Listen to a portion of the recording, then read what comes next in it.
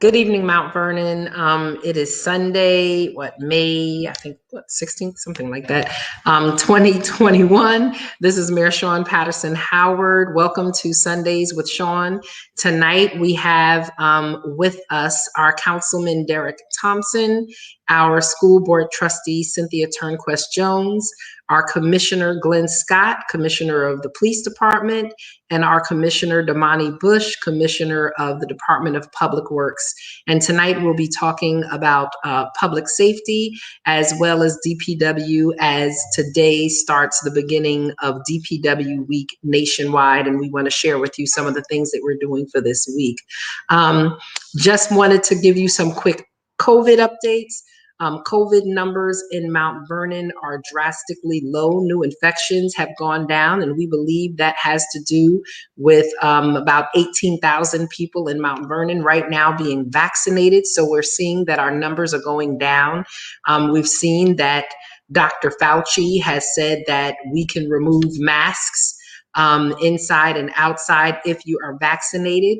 We are still waiting on an update from the New York State Department of Health, as well as Governor Andrew Cuomo, as to when that will be implemented here in the state of New York. So we expect to hear that and give updates on that this week. We already see that places are opening longer. Businesses like restaurants and bars are open until midnight now. Outdoor activities are returning. More kids are returning to school. We are anticipating the ability to be able to have graduations this year on one form or another. And so please pay attention to your children's schools so that you can get updates on graduations. And we here in the city of Mount Vernon are looking to continue to open up our outdoor activities, festivals and events and things of that nature. So please stay tuned. We're going to ask you to take out a moment and please share this video with someone, so this Facebook Live with someone, so that your friends and family can have the information. And we're also going to ask if you can please visit www.cmvny.com. And if you have not signed up for our email blast, please give us your information so that you can stay updated on what's happening here in the city of Mount Vernon. And so we're going to jump right on in. We're going to pull in our guests, our Councilman Derek Thompson, our school trustee Cynthia Turnquest-Jones, Police Commissioner Glenn Scott, and DPW Commissioner Damani Bush. Commissioner Bush, DPW week, happy DPW week. Lots of exciting things happening this week. So can you tell us about some of the things that we anticipate going on here in the city of Mount Vernon this week? Gotcha. Well, first off, good evening, Madam Mayor. Nice to see you as always. Good evening, everyone else. So this year we decided, I said, we're going to go hard this year, because last year, unfortunately, we were, stifled with the effects of COVID. So we were unable to do a lot of the things that we normally do for DPW week. So this week, we're going to kick it off tomorrow with the public education and the children's goodie bag giveaway at City Hall. That'll be from 2:30 to 5 o'clock p.m. We'll be going over a lot of things that DPW does. A lot of people think that we're just garbage men and that's what we do, but there's a lot of other areas that we take care of, such as our sewers, our traffic lights, street lights, sidewalk repairs, pothole repairs, as everyone knows. So there's a lot of things that we do that we're going to just be educating the people on, in terms of how to properly put out their garbage, how to properly secure their garbage. There's going to be a lot of things and giveaways tomorrow afternoon. On Tuesday, we'll be doing a sewer education and demonstration on Farrell Avenue.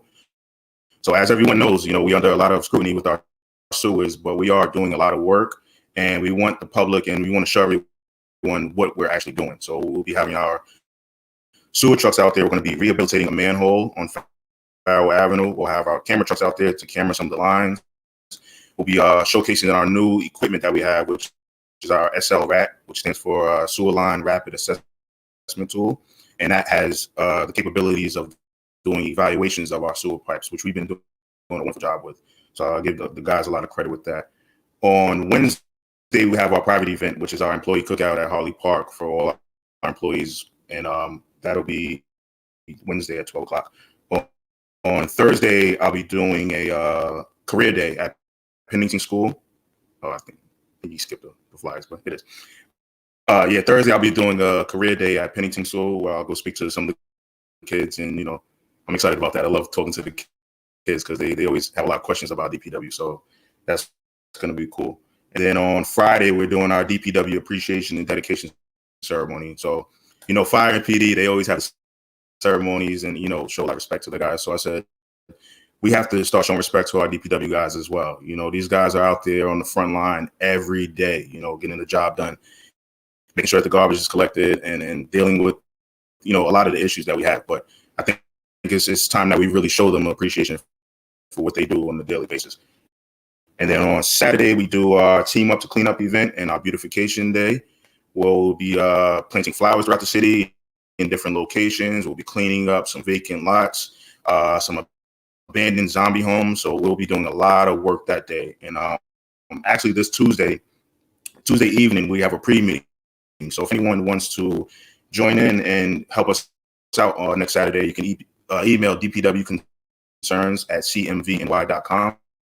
And this Tuesday at 7 o'clock, we'll be having a pre-meeting to discuss the operations for this upcoming Saturday. So we're all on the same page and, everyone can get involved.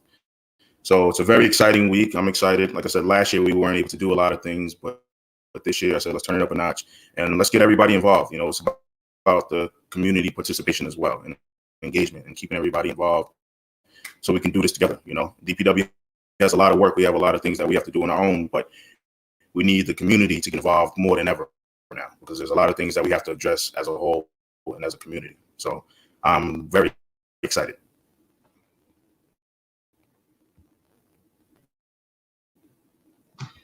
Don't forget next Sunday, Commissioner Bush, you're having the town hall meeting.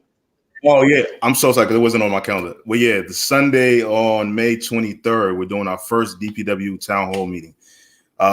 This is going to be one of those events where I want everyone to address their concerns. A lot of the times, the residents feel that their concerns aren't being heard, but I do want to have that communication with the residents so they understand what we're doing and we can get some feedback from the residents and so they can speak their mind and say what they got to say. And this is the first time we're ever doing it too, so I'm very excited about that as well. So I just want to go back for a second, Commissioner Bush, because there were a few times that your voice broke up and I want to make sure that people are really clear. So on Monday, you're giving away goodie bags for the children and doing education around DPW. So that's a youth day. On Monday, there'll be a goodie bag giveaway from 2:30 to 5 p.m. Here at City Hall. You said, I believe Tuesday, you're doing a career day. No, Tuesday you're doing the sewer education and demonstration at Farrell Avenue at 1 p.m. So you can come and witness a manhole rehabilitation and see what they're doing with the big sewer trucks to rehabilitate the sewer system. Wednesday, was there something? Wednesday is our private event. That's our employee appreciation cookout at Hartley Park. Cookout. Yeah. Okay, so Wednesday is private. Thursday, you're doing the education at the school at Correct. Pennington Career Day? Correct, yeah. And on Friday, you're doing promotion ceremonies and appreciation and recognition ceremony at 11 a.m. here at City Hall. And as you said, next Saturday is the cleanup and the beautification project. So this is an opportunity. I don't know if you could blow it up a little bit, Malcolm, but we're going to be looking for teams of people. You can come and you could register to volunteer as an individual, but if you have a team, if you want to do something in your neighborhood, if your neighborhood association wants to be involved, if your fraternity, if your sorority, hey, Nicholas Master Giorgio was there. If the union wants to be involved, police, fire union, CSEA, whatever union, if you want to come out with a team, we're looking for teams of people to help us do flower planting as well as to clean up in neighborhoods. This is very important. Next Saturday, everyone, the list of items, the DPW team will be coming throughout the neighborhoods to collect the bulky items, the non-bulky furniture, chairs, tables, mattresses and box springs. They have to be wrapped. wood, and other large non-metal items. So you're not collecting televisions, right? We're not collecting televisions. We're not collecting chemicals like paints or anything, but we are collecting the stuff that, what do you call it? Rubbish. We're collecting rubbish. All So, rubbish items. so we will be collecting rubbish on Saturday. So please, everyone, if you have rubbish beyond what you usually put out during the weekday, you can put it out on Saturday. So be prepared to put it out on Saturday. DPW will be coming through. So as we're doing spring cleaning for the city, you can do spring cleaning for your home. We will be planting flowers at Lincoln and Gramiton Avenue roundabout, City Hall, Union and 3rd Avenue, Union and Jackson, West Lincoln and Oak Street, Kingsbridge Planters, Veterans Park, McQuestion Parkway, and more. So if you are interested and you have a green thumb and you want to do some planting, please come on out. And if you are interested in helping us do cleanup in different neighborhoods, let us know, reach out. And if you have a neighborhood association, even if it's not a neighborhood association, if it's a group of friends on the block, and this is your neighborhood and you love your neighborhood and you want to clean up, then we're asking you to do that. And then we're also asking anyone, if you have brooms, if you have, rakes, if you have extra bags or whatever it is that we need to clean up, come on and bring some of those things out. We're not going to have enough for everyone to have a tool, but if you have tools, we're encouraging you to bring your tools out as well. This is a community-wide event. As we always say that we're trying to move forward together. We are trying to move forward together. No government can't do it by itself. Community can't do it by itself, but together, coming together as residents, government, business, faith-based, civic organizations, not-for-profit, we can make a huge difference. And then finally, Commissioner Bush said that next Sunday from 8 to 9:30 p.m., they will be having a town hall meeting to discuss quality of life issues. We know a lot of people have concerns about, an increase in rats. We've seen rats, not just recently, but for the past few years, and we see them increasing here and in New York City and everywhere. So that's an issue. People dumping in neighborhoods and dumping in vacant lots. People kind of just throwing stuff on the street. The neighborhoods are looking junky. That's not just DPW's job to pick up behind us. They pick up garbage, but they don't pick up your litter. That's everyone's responsibility. So please, as we celebrate DPW, yes, Erica just said, I can't wait. Can you put that, the amount of trash I picked up at Hartley yesterday, and there was still a ton of trash, was ridiculous. We need everyone's help. But even more than people just to pick up garbage, we need people to stop throwing garbage down. We need everyone to respect their community. And we're going to jump into that conversation in a minute. So Commissioner Bush, thank you so much. Hang out with us for a minute, but I want to give Councilman Thompson and Cynthia Turnquest-Jones, Trustee Turnquest-Jones, an opportunity to jump in and talk about DPW week as well. Yes, I'm excited to help with DPW week because I enjoy making sure that our city stays clean. But we also, like you said, we have to train our residents to appreciate the community in which they live. Because it's sad to see all of us get out there and do all this cleaning up, and those who just throw things down, and then the same people who throw things down on the street complain about rats. They're actually feeding the rats. So DPW does not throw garbage on the street; they pick it up. So everything that's on the sidewalk, that's our residents. We as residents have to take care of that. So if it's just stepping outside your house, cleaning up that sidewalk, if it's just stepping outside your building, even inside your building, when you see things on the ground, just pick it up. And then when you see your residents who live therein and they're throwing things down, just say something and say, hey, let's appreciate where we live. And the only way you can stop pests from going in and throughout our community is working together to make sure that everyone do their part or does their part. Pardon my French. And if you want your neighborhood to be beautiful, you have to be a part of that. Absolutely. It's a partnership. The neighborhood has to come together and take care of the neighborhood along with the city. Trustee Turnquest-Jones. So I'm really excited about this. So where I live at is near Staples, and it is some kind of just people enjoy coming over and giving us their old couches and mattresses, and we have constantly. There's signs that are up that says no dumping. I don't know if the sign needs to be larger. I don't know if we need to take the sign down. I thought maybe a garbage can can go there. And then my dad was like, no, you can't put a garbage can there because then individuals will put more trash in there. So my neighbor and I, we grew up on this block. We brought our homes from our parents. And so we sent our children out there to pick up the trash, McDonald's, Popeyes, and anything that individuals steal. They throw the little devices over by our homes, and so we're constantly going out there and we're constantly picking up, and we're constantly like just hoping one day somebody would just stop um, bringing their trash over on this side.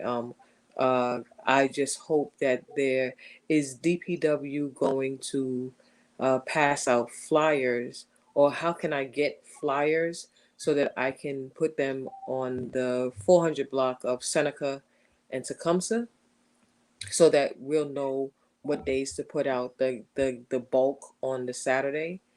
And we're really trying to work along with DPW. And you're right, it does take a community, just like it takes a community when it comes to violence, it takes a community with beautification. And so, really excited about this, and I can't wait to give you all of the trash that I got.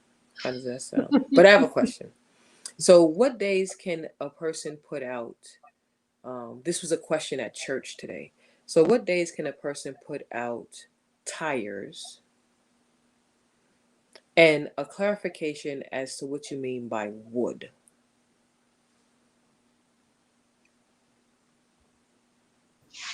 Sorry, I couldn't unmute. Tires are, so that's a special pickup. You have to call. The actual number is 914-665-2463 or 665-2719. You can call either one of those numbers, and you schedule an appointment to actually have it picked up. In terms of wood, it's more or less like dressers or anything like that, but you have to call and make a special appointment for that as well too. So you can't just put it out. What's the number again? 665-2463, or you can call 665-2719.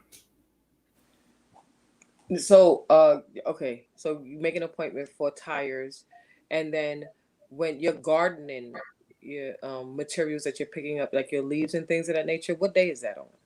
That's on your rubbish day. So if you're on the south side, that'll be on Mondays and Thursdays. And if you're on the north side, well, I'm sorry, that'll be on Thursdays for the south side. And on the north side, that'll be on Fridays for your rubbish pickup. So yard waste Thursdays, south side, Friday, north side. And how can I get some of those flyers to put in the mailboxes? We actually didn't print any, but now that you say that, we will. I'll have some printed up tomorrow, and you can stop by the office, or I'll have a foreman drop it off to you if that works for you. That'd be great, because then I can put them in the mailboxes so individuals will know. I think that'd be real good. And I've also spoken to just to let Commissioner Glenn Scott know that the classes that I take, there's some flyers that's going to be handed to me so I could give it out to the 400 block about, the safety of your community and things of that nature that's coming from your police department. So thank you.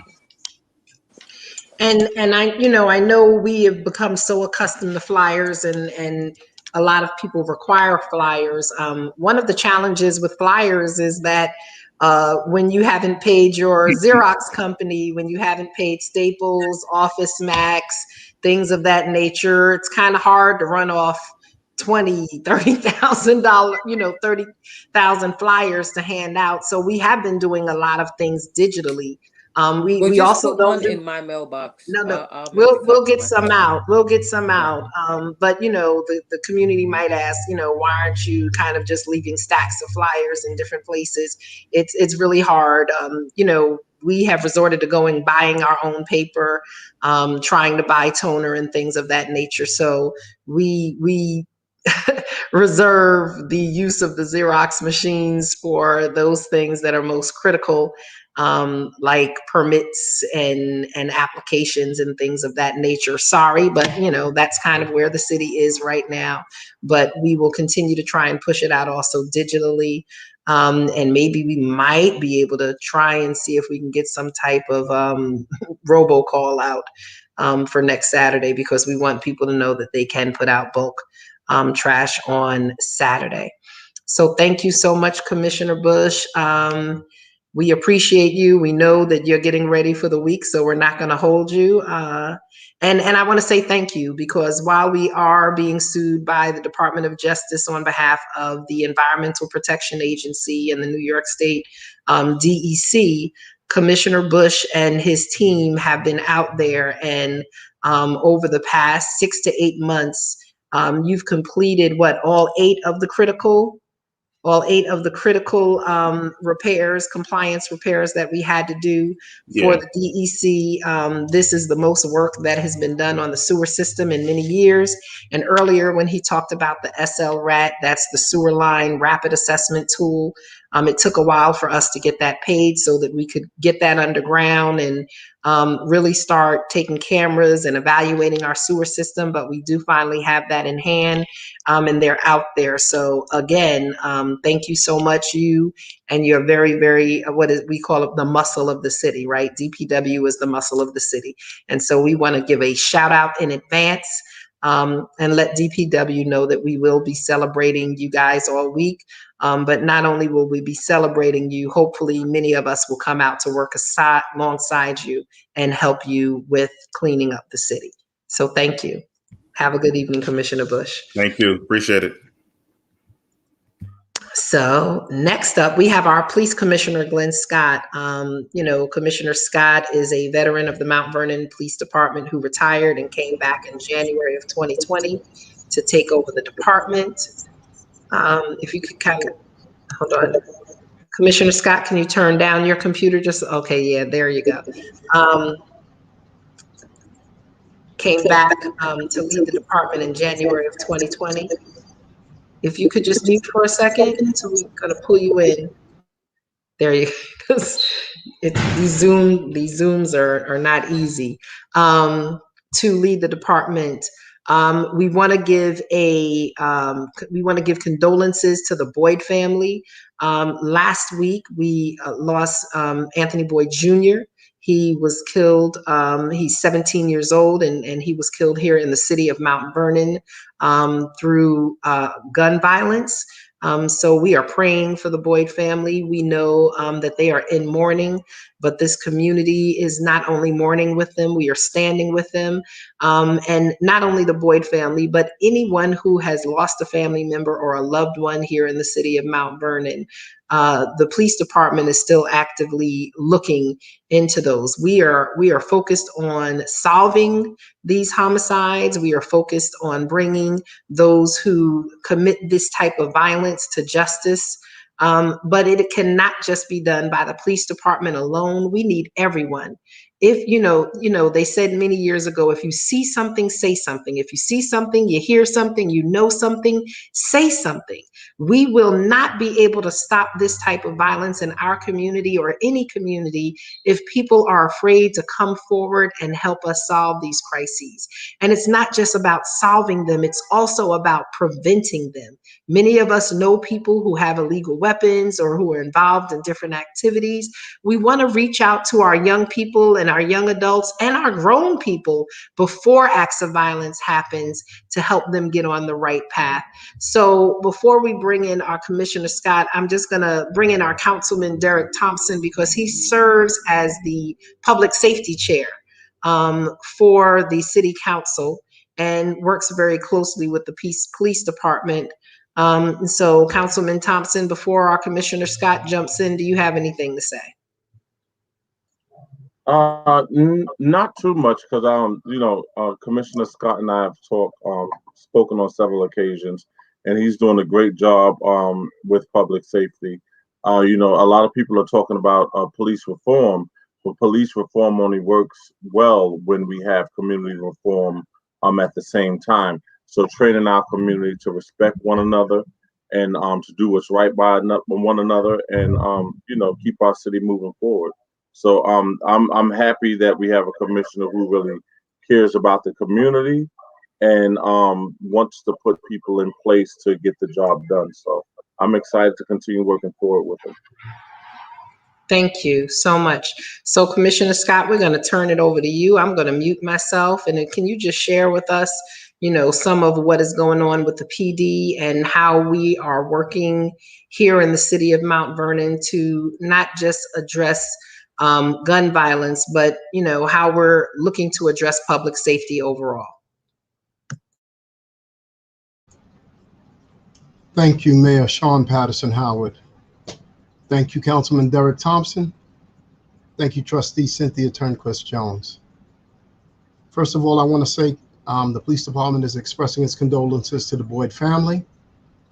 Secondly, I have to thank the men and women of the Mount Vernon Police Department that are out there serving the city. They are very compassionate, they're very hardworking, and I know that you are overworked.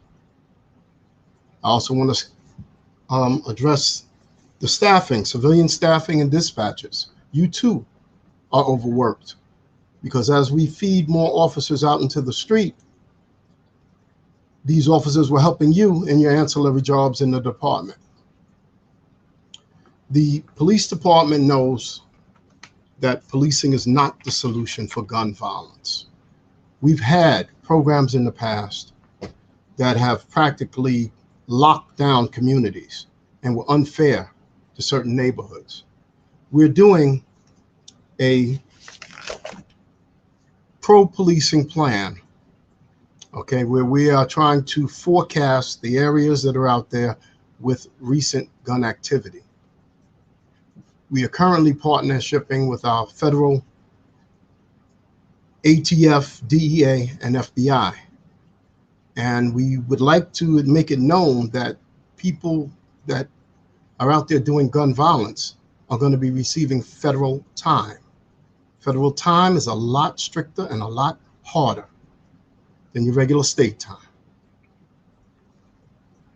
But the community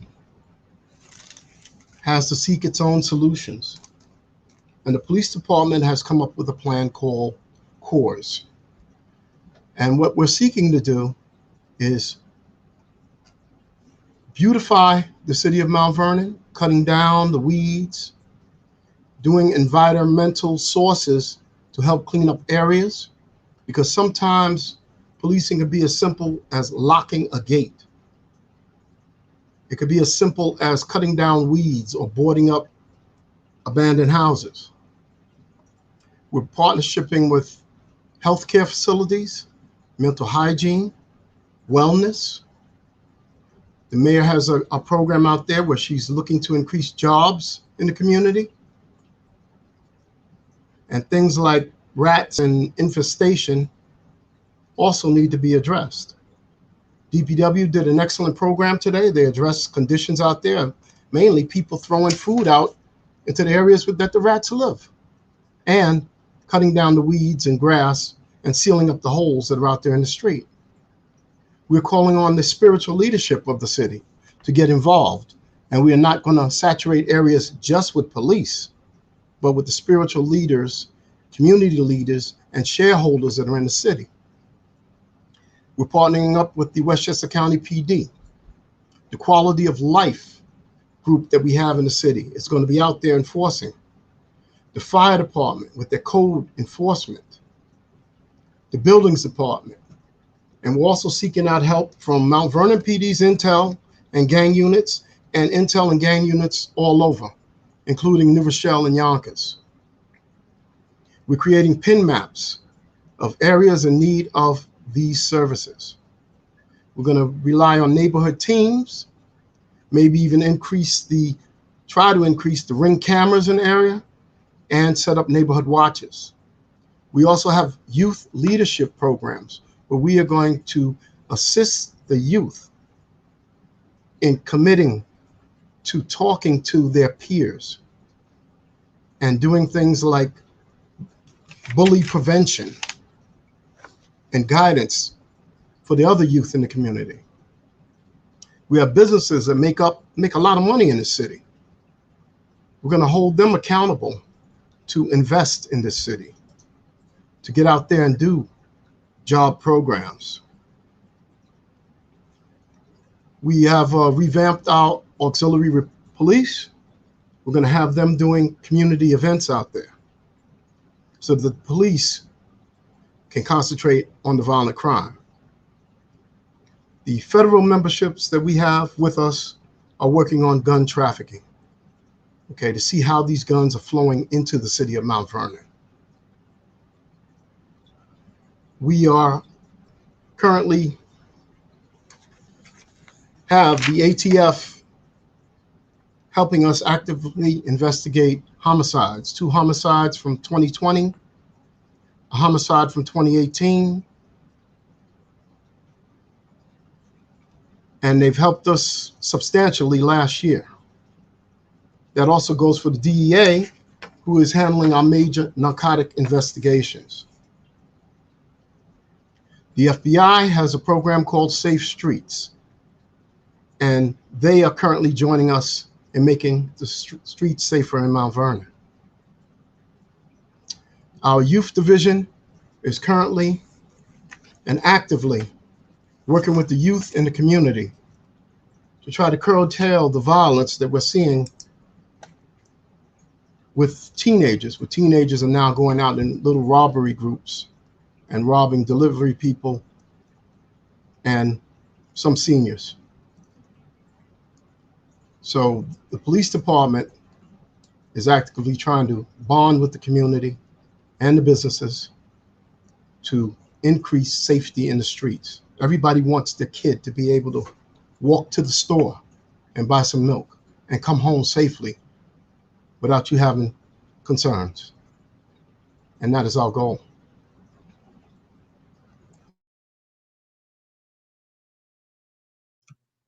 You know, Commissioner Scott, there might be people saying, well, why is he talking about cutting down bushes? Why is he talking about cleaning up neighborhoods and beautifying neighborhoods and boarding up buildings? You know, why are they talking about not having trash on the streets? Why is the police talking about rats? You know, do you have a response for that? Because people don't understand sometimes that the condition of a neighborhood, the visual condition of a neighborhood, is what either attracts crime or discourages crime. Can you talk about that for a minute? Well, it's been well known that if you beautify a neighborhood, the people have more command of that neighborhood, more respect for that neighborhood, and it cuts down on crime. It's been well known that through environmental design and environmental resources, you cause the citizens to feel better about their communities, and they want to protect their communities more. So they will speak up more if they have something that they are proud of. And that goes back to, and I'm gonna pull you in, Trustee Turnquest-Jones, but that goes back to what our Councilman Derek Thompson always talks about, Mount Vernon proud, Mount Vernon proud. You know, I believe that there has been a loss of pride in our neighborhoods. And I've said it, you know, we've talked about my hood, my hood, my hood, but my hood doesn't have to be ghetto and dirty and violent. We want to refer to where we live as our neighborhood, because when you refer to it as your neighborhood, you're thinking of it as the place where you want to raise your children, where you want your grandmother and your mother and your wife or your husband or your, you know, whoever, the little kids in your neighborhood to be safe. We have to get back to pride in our neighborhoods, pride in our building. You know, I started in a house on 3rd Avenue on the south side. Then later on, I was in the plaza on the north side and in an apartment building, but there was still pride in our neighborhood. And, you know, now you go down certain streets and you see people literally like take a whole Chinese food container and just toss it and drop it on the ground. You see bags of Popeyes and stuff, they just dump it like there's no respect. People don't have respect for their neighborhoods, and they don't enforce people who are visiting their neighborhood to respect it. Like my mother told me, if someone comes over to your house, you better let them know what the rules of my house is, because they're going to respect my house and I expect you to enforce it. So like, how do we get back to that?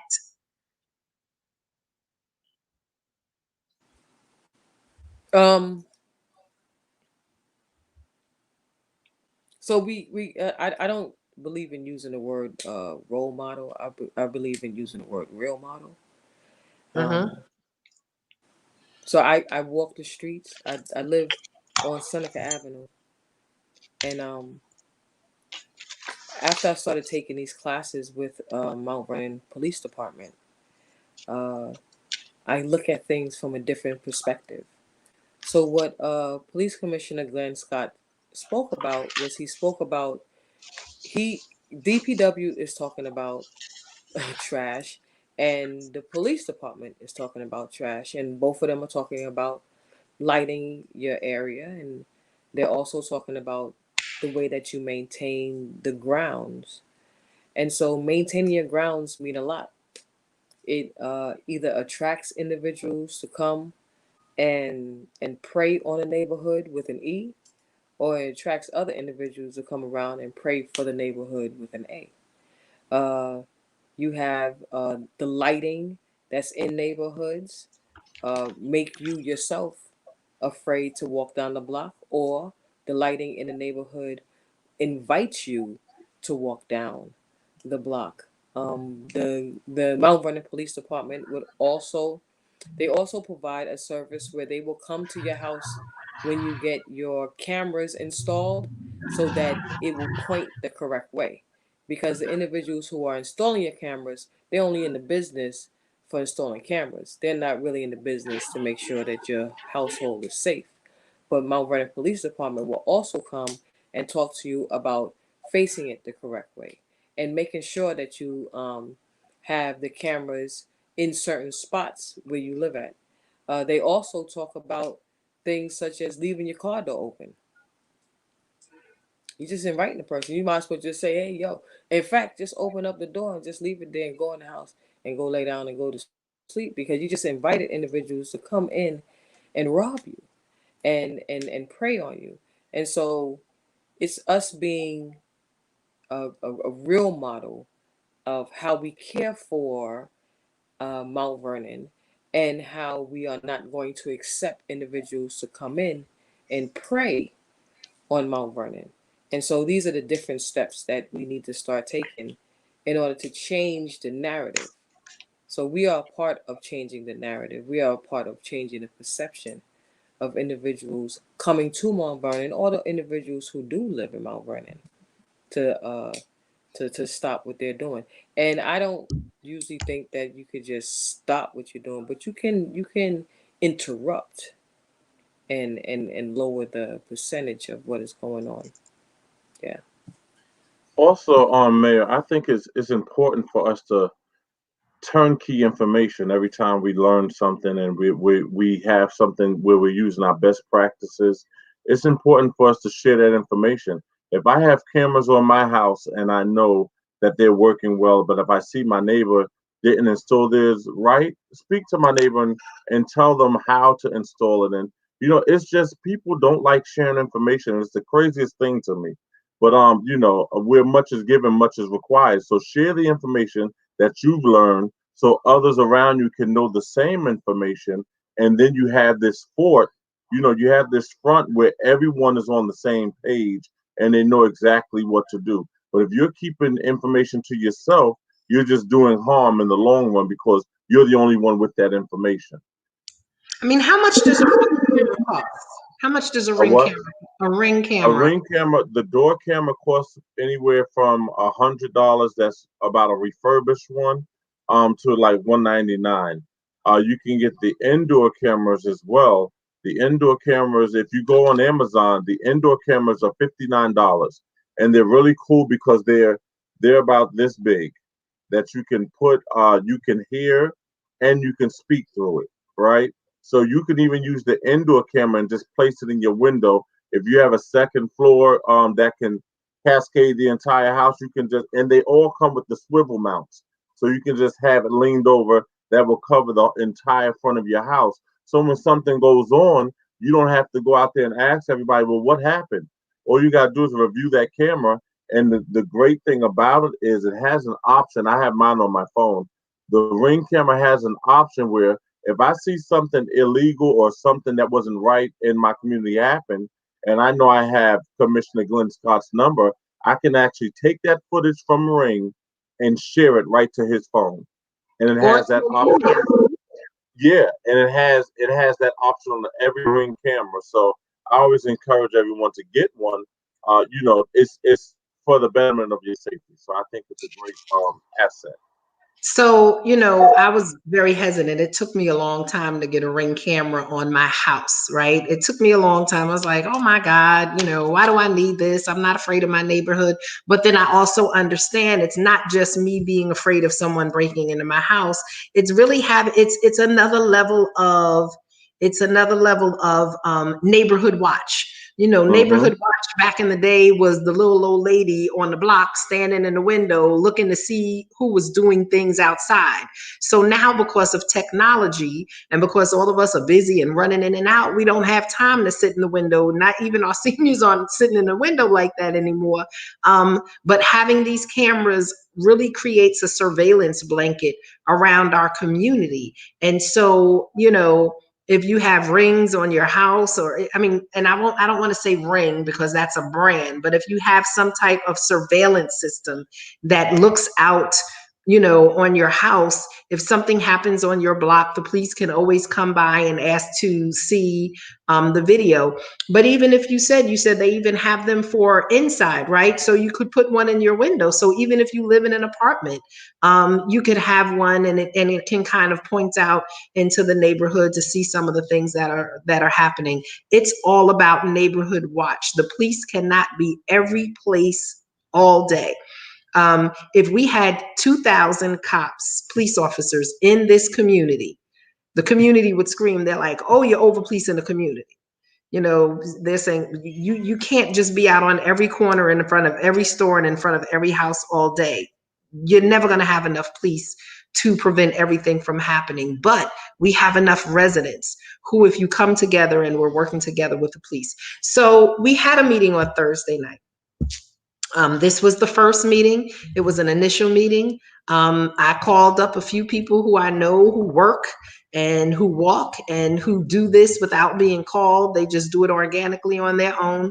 And we pulled a few people and a few groups together to start talking about how we can develop a real partnership here in the city of Mount Vernon that is not about politics, that is not about the silos of government, community, not-for-profits, this group, that agency, but how are we going to come together?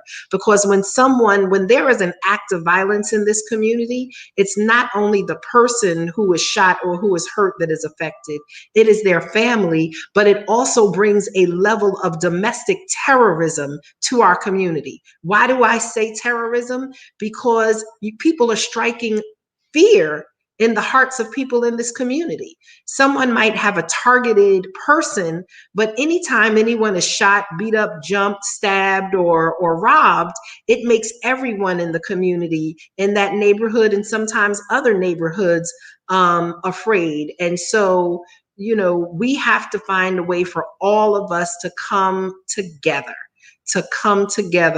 and make a difference in the community. So we have people who are volunteering to walk the street in groups.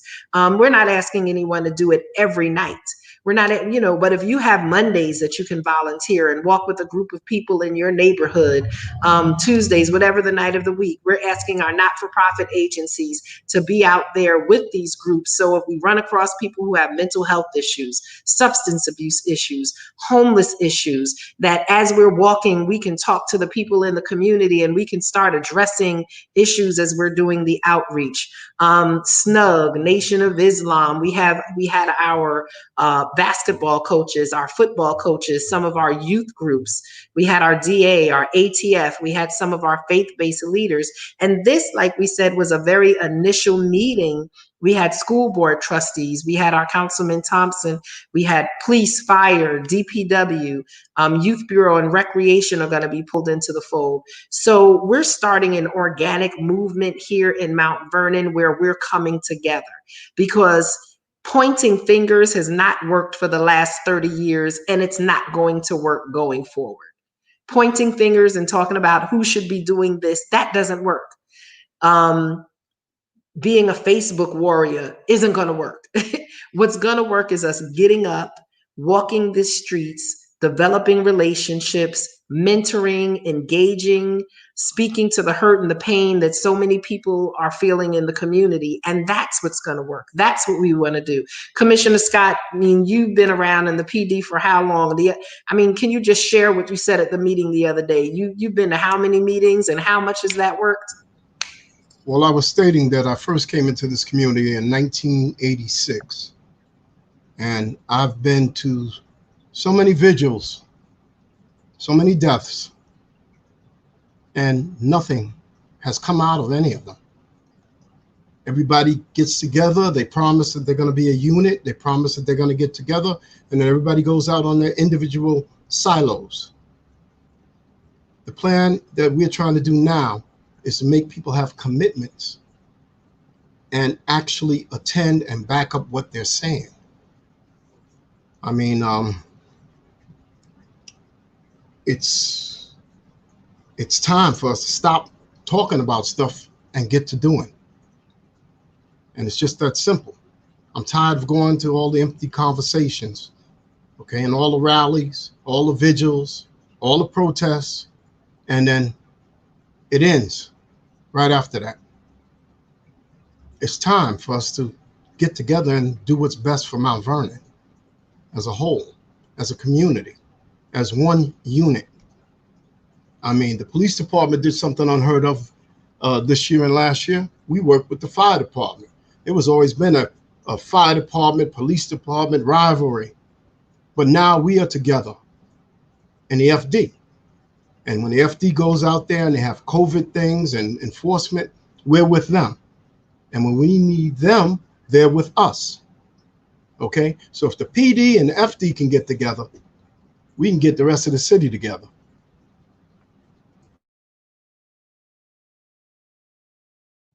You're muted, Mayor. Cynthia, you have been the keeper of the stats. You've been the keeper of the stats around homicides in Mount Vernon for years. Do you have those available?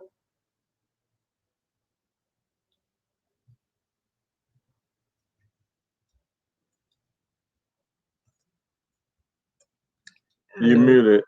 Having a hard time. Okay, Yes, there you go. I had a hard time with the finger touch thing. I do have the stats available. I started taking on the stats. It was I went to it was a city council meeting, and it, I don't remember what year it was, but it was myself and Damon K. Jones and Nazarene Duncan. The three of us went to the city council meeting. At that city council meeting was when we were privy to what was going on with Mount Vernon Hospital. Because when we walked in there, the entire right side was full of individuals that worked at Mount Vernon Hospital with signs with Save Mount Vernon Hospital.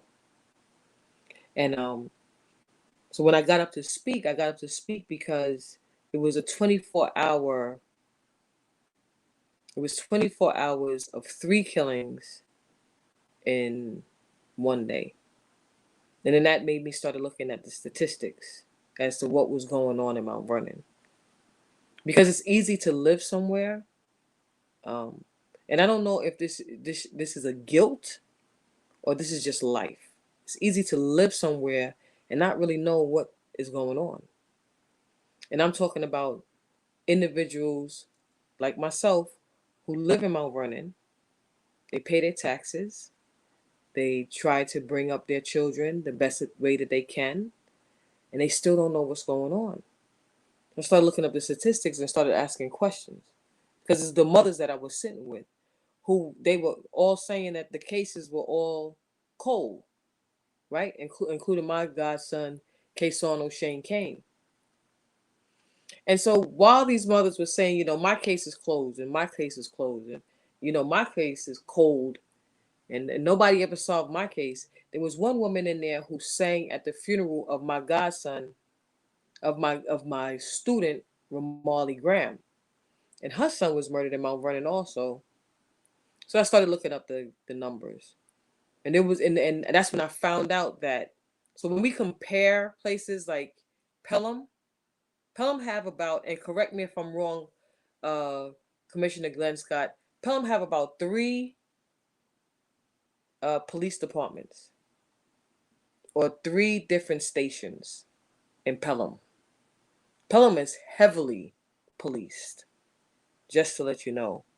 If you don't know, now you know. But in Mount Vernon at one time, our the homicide unit was defunct. And I couldn't understand why the homicide unit was gotten rid of. And we had more homicides than Pelham, and we have, you know, the number where we are as far as being a municipality, as a city, was more than Pelham. I didn't understand that, and that's when I started looking at numbers. And I know current, like in 2020, that there were 10 murders, and out of the 10 murders, 8 were solved. I know that the guns that are coming into Mount Vernon in particular, coming into New York State in particular, are coming from out of state. I know that the state laws in regards to purchasing guns outside of New York State are, one, antiquated and very easy to get. And so, yes, there is intel. There are individuals who let Mount Vernon police departments know that these guns are coming in. They're coming in by the boatload. Just to be for real with everyone, and just to let you know that the youth are infatuated with guns. Sit down and watch the current hip hop rappers. Watch the Underground Railroads in regards to that. They love it. And so they're coming in at a high number. But yeah, our numbers in Mount Vernon are very interesting to watch. And I'm just not looking forward to, but I need to just do a little bit more digging to see when technology went to another level and how did the crimes in regards to guns went to another level. You know, one of the things that Commissioner Scott did when he came in is he made sure that our homicide unit, our major case unit, was back up and going. Yes, so you are right. You know, the major case unit, the homicide unit, had been disbanded. We had a narcotics unit. He closed down the narcotics unit and switched it over to a violent crimes unit. Retrained our auxiliary staff here in Mount Vernon.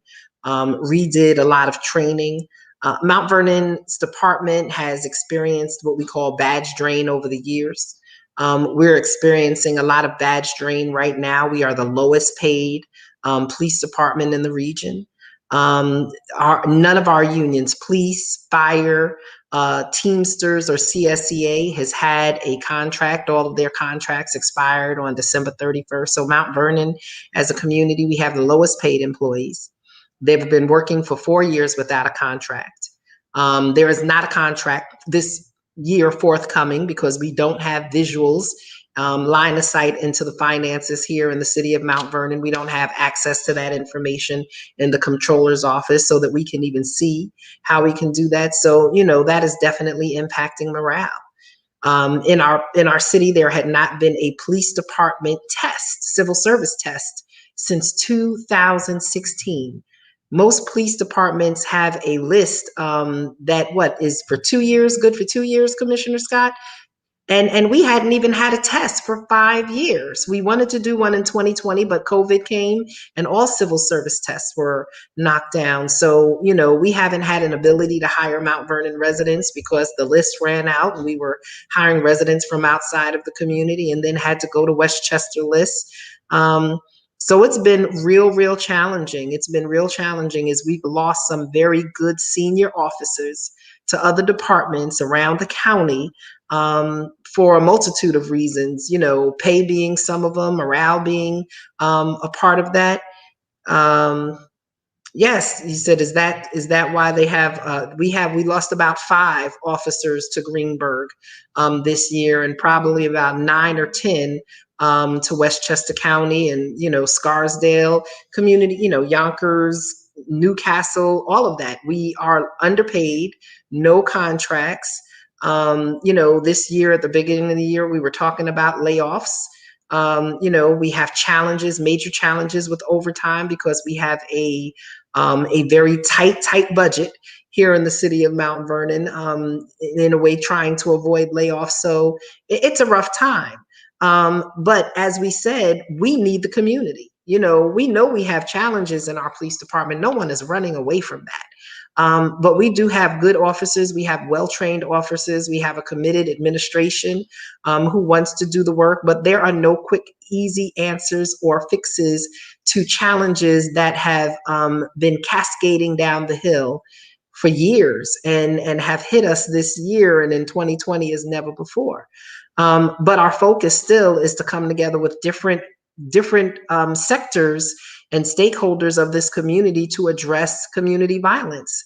And as we've stated, part of that is by cleaning our neighborhoods, cutting down bushes so that people can't hide behind bushes. They call it CEPTED, community policing through environmental design.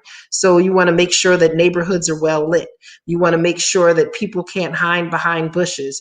You want to make sure that abandoned houses are boarded up and that people can't gain access. But forget all of that. The biggest challenge we have is with, sometimes family members that know their children or grandchildren or nieces and nephews are involved in criminal activity or questionable activity, but, you allow their friends to kind of hang in the house, hang in the yard, hang in the backyard. So it's hard to manage that. It's hard to go into people's houses and tell them, don't let your kids have 5 kids over there and, they have guns and things of that nature. So, that's where the community really needs to step up. That's all around the country. Yes, Rue, all around the country that's happening. That's where we need to step up and make a difference. Yes, so, Master Giorgio, yes, we have lost it. And that's what I was just addressing. What's being done? If you go back to any hearings for the last 10 years, right, for city budgets, the police department has come forward every year and said, we need raises, we need raises, we need raises.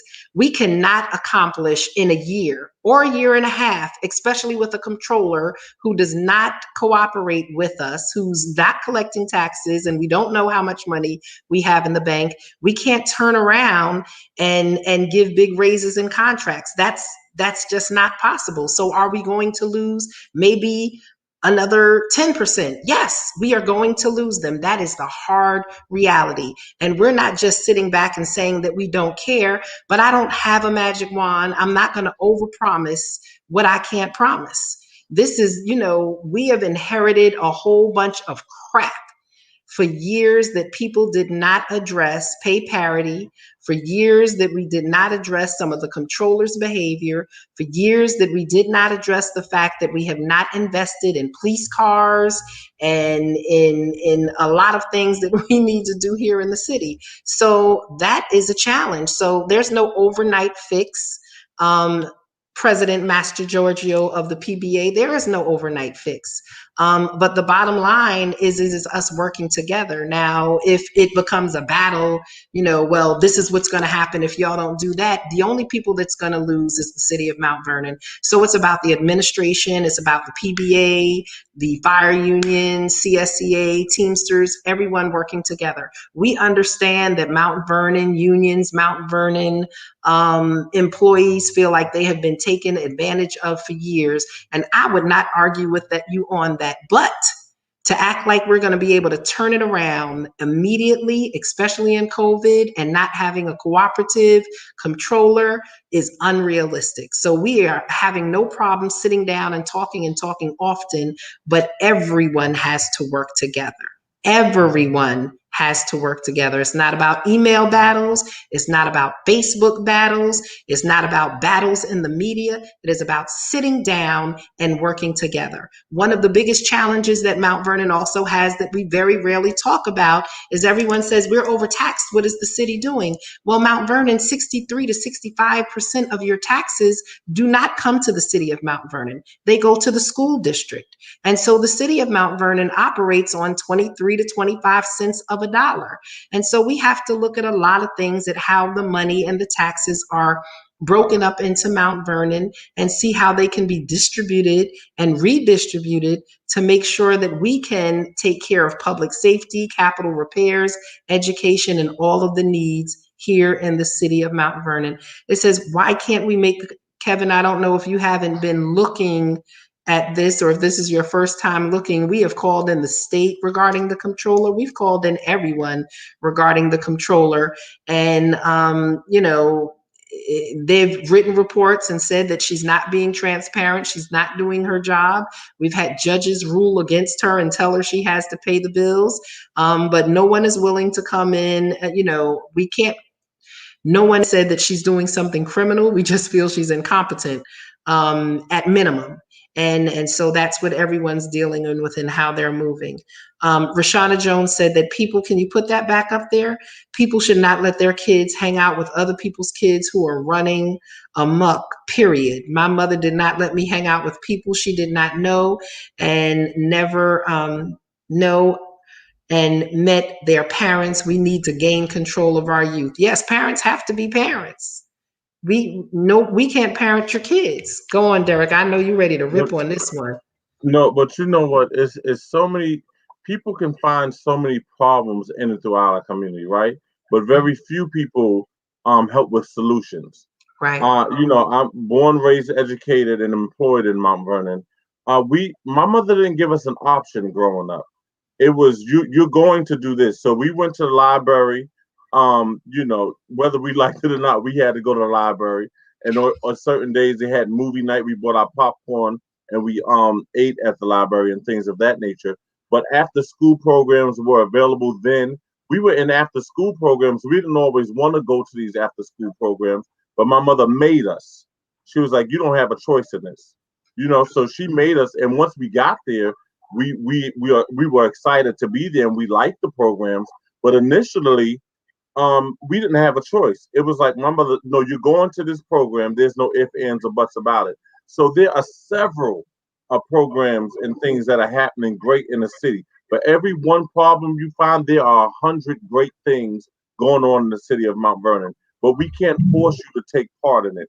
You have to make sure that your children are being a part of these programs and things of that nature. When you talk about the Youth Bureau has great programs.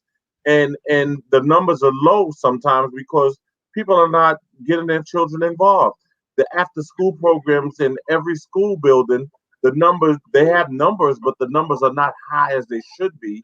And then we complain that our kids don't have things to do. No, our kids have things to do. You're not making your children get involved in these things that we have set aside for your children. I talked about on Thursday when I said that I spoke to the superintendent, and he's agreed to meet us at the table, making our schoolyards available for between the hours of 5 and 8. But we have to make sure we have the proper staffing and things of that nature for all safety issues. This city is unlike any other city. We have 4.2 square miles, and most cities this size have about 3 or 4 schools. We have 17 public schools, and every school has a playground, right? It has a playground, whether it's a concrete ground or green field. We have playing fields for our children, so we have to make sure that we hold everyone. My favorite word is accountability, and we have to make sure everyone is held accountable to do their part. Stop pointing the finger, saying, "Listen, we must work together to get what we need to get." And no other community has more than us. However, the other people in other communities are doing what they need to do to get the resources they need, and they hold those who are in higher positions to they hold them accountable to make sure they get what they need for their children in their community. So we have to do the same. When there are forums and discussions, show up, make your voices heard, and that's how we bring about change.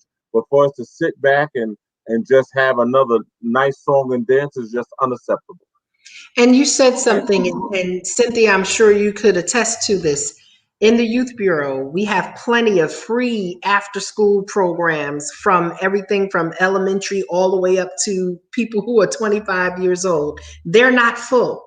Recreation has programs. They're not full. The school district has lots of after school programs. They are not full. So it's easy to talk about what there's not, but what are you doing to access those things that are available? So, I mean, So yes. the interesting thing right now that was happening, and Glenn Scott spoke about the arteries connecting. And so when the fire department connected with Mount Vernon Police Department, the heart of Mount Vernon starts beating a different way. When the Youth Bureau and Mount Vernon City School District start connecting with one another, then you'll see that heart beating a certain way. The Youth Bureau is connecting with Mount Vernon City School District, and because they have a plethora um, of programs, it's just uh, getting individuals to sign their children up for the program, or children signing up for the program.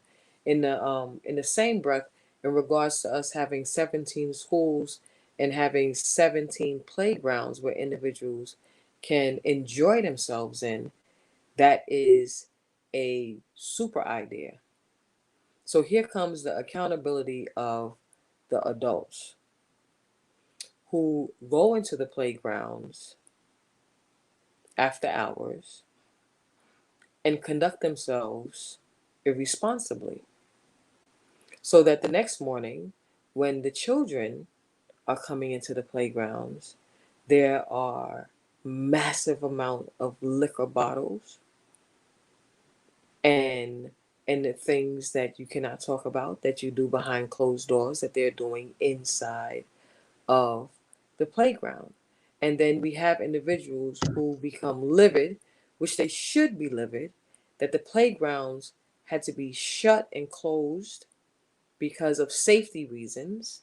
Glenn Scott talked about safety reasons. A simple lock will help, but the lock also interrupts children from having a good time. And then we go back around to the word accountability, right? And then we have to be real models. And so individuals I think last year, this time, the 4th of July was this time. We had 4th of July from now all the way to the 4th of July. And they had full-fledged 4th of July bashments in the school playgrounds. And it was very unsafe for the next morning for children to come out and play. And so we have to also look at things of that nature. Tired of looking at things of that nature. And please, grown people, get it together. Thank you. Yeah, just having people do their part. I would love to see the great things we had when I was a child come back into the community, like band day, when the community stood outside and all the way from Third Street and down Fourth Avenue and Gramerton Avenue, seeing the different schools present how they band studied and things of that nature. We need to bring back so many things that we lost, because so many things have been taken away and nothing has been implemented in its place. When I was a kid, every playground within the city was open, and we went to the parks and did paintings and had lanyards, and everybody was either making their snakes or their Chinese staircase keychains and things of that nature. Back in the day when I said Brush Park was where I learned how to swim. We call it the swamp water pool. But there used to be a pool in Brush Park, Yes. and right, right. That's where a lot of us.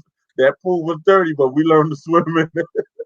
But it's just we got to bring so many things back for our community to get engaged in. But it only can happen with us all working together. And if we can stay out of the courthouse for stupidity and stop suing the city and doing crazy things, if we spent a fraction of the money that we have spent in the courthouse repaving our streets and doing things that are positive in this community, we can thrive. But everything does not have to end up in a lawsuit. It's just a simple conversation. We can agree to disagree and keep it moving, but we don't have to waste our money in the courthouses. And no one on this forum is sending people through the courthouse. But just think, if you spent the money of this city like it was your own, you would spend more wisely. Where you wouldn't say, "I'm going to dedicate this 100,000 for a courthouse dispute." If it was coming out of your bank account, you hold on to that 100,000. So many people are creating lawsuits against the city and different things, but we have to be responsible and do what's right by our city. I'm so glad we have a mayor who loves our city, council persons who love our city, and commissioners and residents alike who are just trying to do great things for our city. And those who are trying to hold us back, you got to hold them accountable as well. I mean, like you said, it's really interesting. People always want to assume they know who you are. I grew up here in Mount Vernon, raised by a single mother without a college education. She had a secretary's job. We had family members who helped us, but my mother raised me. So she raised me based on what she had. So I didn't go to expensive camps like you, Derek. I grew up in Brush Park and Hartley Park. I swam in the little round pool, the little platform pool they had at Brush Park. Donna Jackson said they had a pool up at the Fleetwood Park as well. Then I moved over into the plaza, and over in the Saratoga, there was the pool back there. And so we swam back there. We had Summer Olympics in the summer. We had School Olympics in the schools. I marched in the band. We had band day here in Mount Vernon. We all of those things are things that we had. We had NBA Hot Shot that was in the parks. We did a lot. Box, Cobra, Barrel, Chinese staircase, learned all of that in the playgrounds. I had counselors, and then every once in a while, our parents would give like $10, and through the parks, we went to Playland. We went on some field trips, Jackson the Park. And as you're talking about reopening or opening some of the playgrounds in the school district and us having the parks here in the city open, what you said is very, very true. 10th Avenue had a pool. All right, Miranda. So what you said is very true. We have to hold the adults in this community responsible, because it's not 16-year-olders sitting in the parks drinking Henny and smoking blunts. And oh my God, when marijuana becomes legal, that's going to pose a whole nother challenge here in our community. But we have to start, not there's peer pressure. So as residents, everything is not the cops. Sometimes peer pressure has to come from the community. And part of that conversation is, no, you can't drink Henny in the park. No, you can't drink Henny in front of the building. No, you can't smoke marijuana so the poor senior citizens who live on your block can't even open their window. And then when you have those type of environments, people don't want to send their kids out to play. The other thing is, as we open up the school parks and more of the city parks, some of the people who spend hours at home on Facebook talking about what's not happening in Mount Vernon, if they took half that amount of time and they came out and volunteered in a park, if you went out and checked out some of these not-for-profit agencies and these churches and you offered to mentor a young person, and if instead of looking at our mothers and fathers who might have children who are in trouble in these streets and judging them, sometimes if we go have a conversation, we know there are some parents who don't want to hear nothing. They don't want you to say nothing to them. Don't say nothing to my kids. We grew up in a different time. Everybody told your kids what to do. Now you have parents who don't want you to tell their kids anything, and they don't want you to say anything to them. Unfortunately, when that child is on a t-shirt, then they want to say everybody turned their back. So as parents, if somebody says something to you respectfully about what little Johnny is doing wrong, we can't be so sensitive. Sometimes that's because a person cares. And people can't be so sensitive if someone comes to let you know that your child is doing something wrong. It's not always to embarrass you. Sometimes it is to save your child's life, as opposed to later on come and light a candle for them when something happens. When we see kids who have been involved in good things start to go a different way, we need to pull them up in love. Love, y'all, not in judgment, not like the judgmental person, but pull them aside. Come on, baby, what you doing? What's going on? And have those conversations. And so we have a group out there that's called 914 Lock, right? I know Sabrina Powell and some of her friends began that. They call it Love of Community Culture, right? And they're just out there giving away drinks, water and juice, not liquor, water and juice to the kids, giving them toys, giving them snacks in the playground. And so I applaud them. I applaud people who are starting community gardens. I applaud people who are cleaning up their neighborhoods. I applaud people who are doing neighborhood watches. And I want to say to people who are stepping up and doing things, continue to do the positive things. And then just do it and allow people who want to be positive along with you to join, because you're always going to have your naysayers. You're always going to have your haters.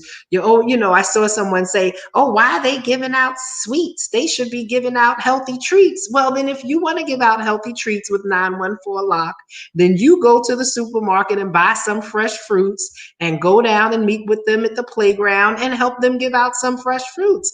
I mean, we can't keep criticizing people who are trying to do good things in the community and just sit back and you're not doing anything to make a difference. So it's going to take all of us coming together to make a difference. Cynthia, can you talk to us real quick about the free library boxes that you've been talking about for a while? Because you're all about literacy, and literacy is your passion. Now, not a half an hour, Cynthia, because we know when it comes to literacy, you can roll. Yeah. Because literacy equals intellectual freedom, right? It goes along with the pursuit of happiness, just to let you know. And so I've been sitting down with individuals such as Dave Clark and Turnquest-Jones, both detectives from the Mount Vernon Police Department. And so we were granted over $35,000 worth of books from Disney, brand new books from Disney that came in, and they came in around December. And then we started books and badges, started giving out books in Mount Vernon, and then was asked by other municipalities if we can come and give out books there. And so we've been around the world, been around Westchester County giving out books, and then wanted to do something for Juneteenth to culminate the beginning of summer, and to continue with changing the narrative in Mount Vernon with reading. So they have these little free libraries that we're going to start posting up throughout Mount Vernon. And it's where individuals get the opportunity to just put free books in there and take free books. I didn't come up with this. It's one of the things that Police Commissioner Glenn Scott talked about the other day, is that stop reinventing the wheel is already invented, right? So if you see something that's working correctly, why would you come up with something different when you see that it's already working? And so free little libraries are like all over. I spotted a couple in the Bahamas. I spotted a couple in Central America, in Mexico, in Belize, Chetumal, but the first ones I spotted were in New Rochelle, and so I know one is going to be erected at the police department because it's very imperative. I know, there's a couple of sisters that hang around at the police department and they're homeless, right? And I say, yo, what's up, baby? How you doing? How's everything? They say, hey, how you doing? I know when I see them tomorrow, I'm gonna give them a book because I got, I travel with books in my trunk. But yeah, so throughout Mount Vernon, you should see these little free libraries popping up, and yeah, really excited about that.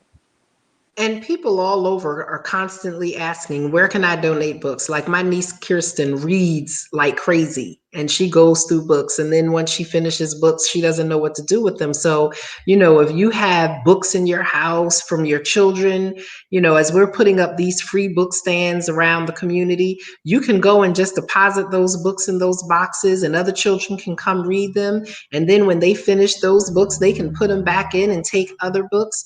We have Mount Vernon Public Library also. Our president, Oscar Davis over there, they've done such a good job in kind of reinventing the library. Hopefully the library will be opening, and I want to say it right, library, right? That's one of those words I have a hard time as a library, and my mother almost chokes, library. Okay, mommy? Good. So the library, they did a big push years ago to get people to register and get their cards. And we have the Central Library.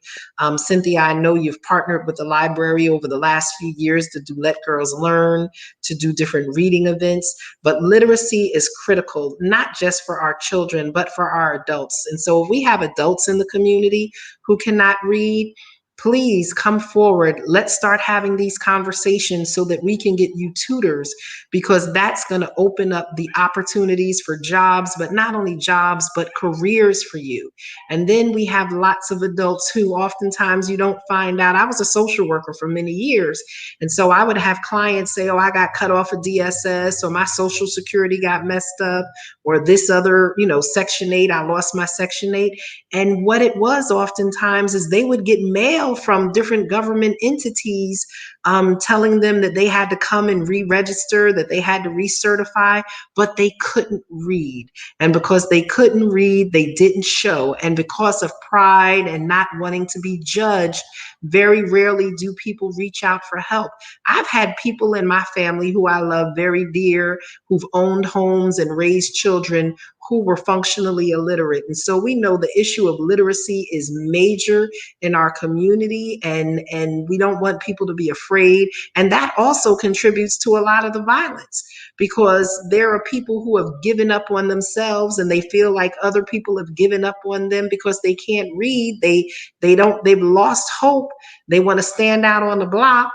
And they see crime and jail, unfortunately, as a rite of passage. Their attitude is, I'm a young Black man from Mount Vernon, and, I'm going to either end up dead or in jail by the age of 30. So why invest in myself? That is the reason to invest in yourself, because you don't have to end up in jail and you don't have to end up dead. And we have to be a community that doesn't judge people who have challenges, and that we find ways to meet some of their challenges. And we have to stop using deficit language like at-risk youth, hard to reach youth, troubled youth. In the Y years ago, we started using different language like opportunity youth. There's a lot of opportunity to go out and create connections with these young people, to get them the services and the things that they need to help change the direction of their life.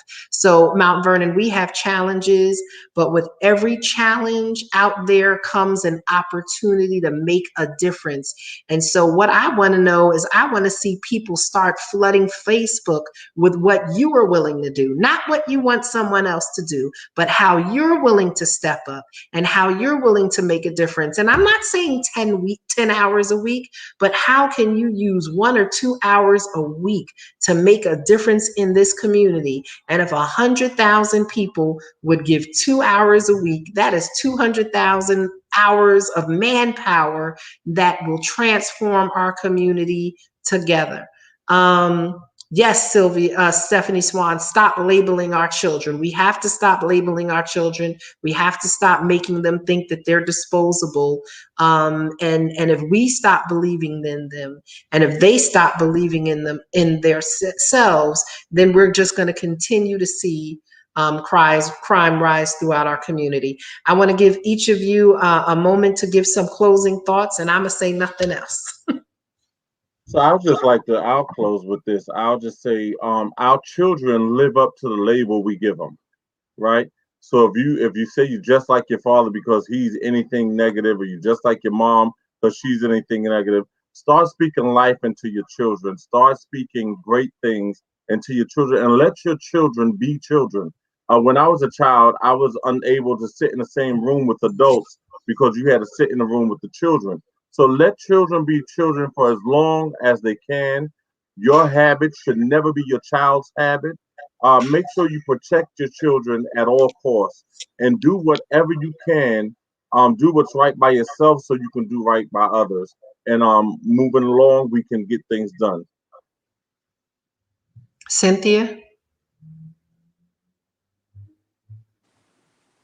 There you go. Just just want to make sure that individuals in Mount Vernon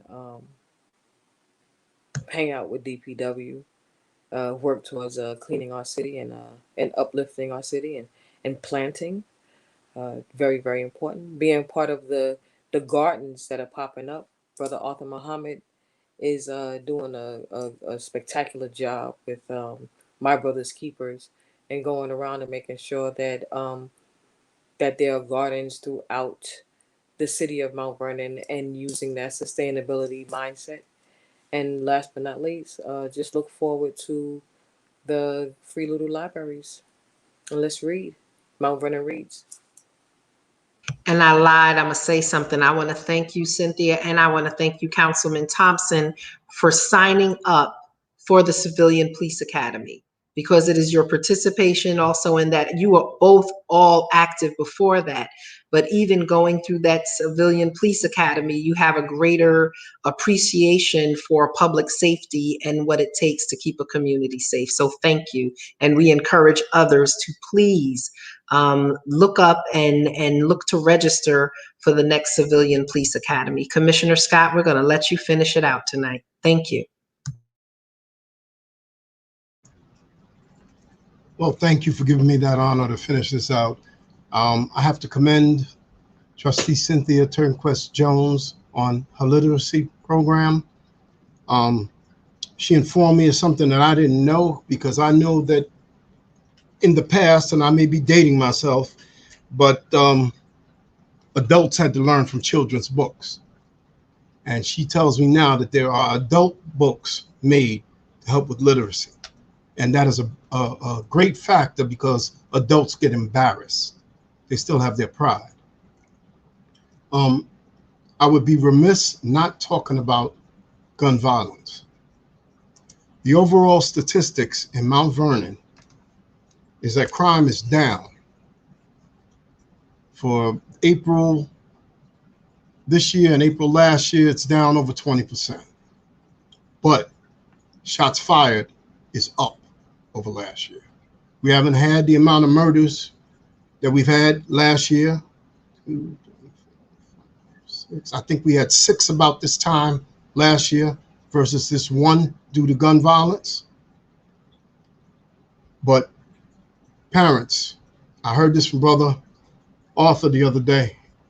He says, you got to start going through your kids' stuff. You own the house. All right. Yeah, they get their share of privacy, but you got to go through their rooms and their knapsacks and their closets and make sure they don't have any guns or are not affiliated with any gangs. My father was a correction captain in New York City, and he did not like seeing all those black faces in his jails. and he worked at some of the toughest, like Rikers. And he used to go out by himself in the park, okay, before NYPD got out there. And he would tell the kids about smoking marijuana in the park and how they would get arrested, or throwing dice over here, or their parent, or how they appeared and how they were teaching younger people by their actions bad things that were going to end up putting them in jail. He so loved his people that he went out in the streets, out in the parks, paced the neighborhood, saw that things needed like street paving, sidewalks being put in, and he lobbied for these things back in the 60s and 70s because he knew those were things that would cut back on crime.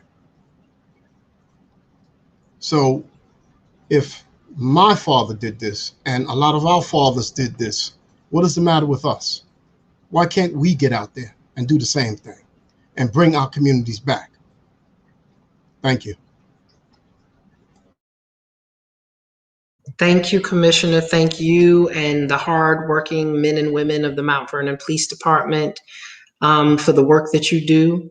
We know it's not easy, and Mount Vernon, we're just asking for everyone to come out. Let's stop talking about what people are not doing, and let's start focusing on what we all need to do to take care of our community. Yes, we're proud that we're down in murders from last year, but one death is always too much. Any death, we're not, statistics tell a story, but even one death, 10 deaths, 20 deaths, those are people, those are people's lives, those are families that are mourning. That is the potential of a leader that we will never see in the future. And so we want to prevent all deaths from happening. We want to prevent violence. We want to solve murders, but we need your help. We need to come together so we could prevent crime, that we could intervene in crime and help pull people back who are involved in it.